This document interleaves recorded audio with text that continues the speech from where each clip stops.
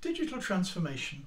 It's a huge buzzword at the moment, and not surprisingly several people have asked me to comment on it, particularly Rogério, Jesus and Blair.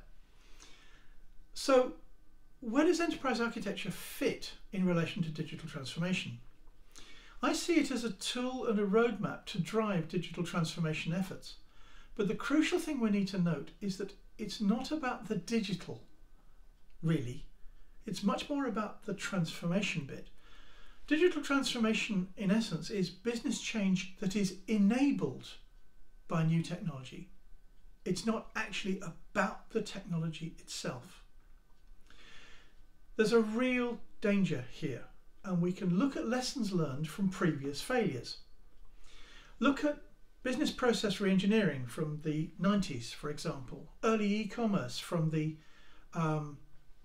late 90s, or Andrew McAfee's Enterprise 2.0 from the early 2000s. There were 4 ways to get it wrong, and most of the implementations fell for 1, 2, or even all of them. The first one is to get overexcited about the technology, to focus on the technology for its own sake. It's like the old one about build a better mousetrap and people will beat a path to your door. They won't. You've got to think about the system as a whole, literally about the whole of the enterprise. The technology is not the centre.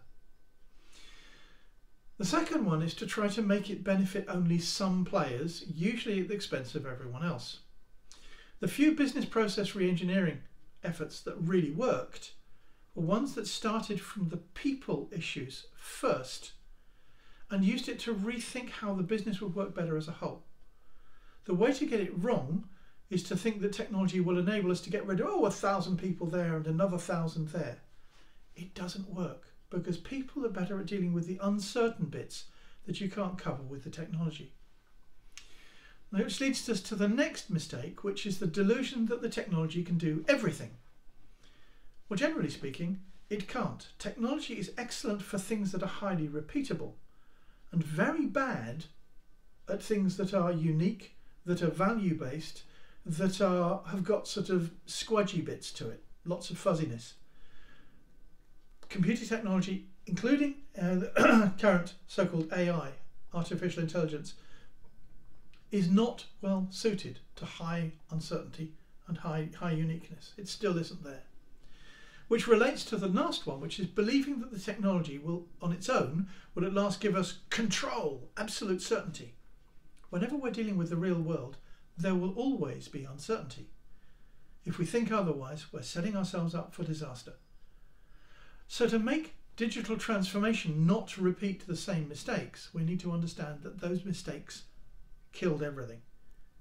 Very few people got it right, and the ones that did got stellar answers. So we need an architecture that supports the whole of the system, not just the IT bits. Also, we need to understand what the technology can and can't do. So yes, we do need to look very closely at the technology and at its capabilities. I've said that it's not about the technology, but Andrew McAfee was right when he said it's not about the technology. These options would not be available to us without that new technology.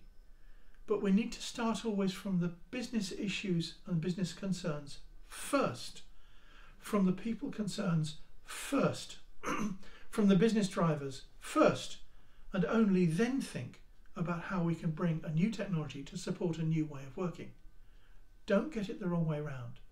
If we want a digital transformation that works, we need to start from the people and an architecture that supports that, rather than from the technology first.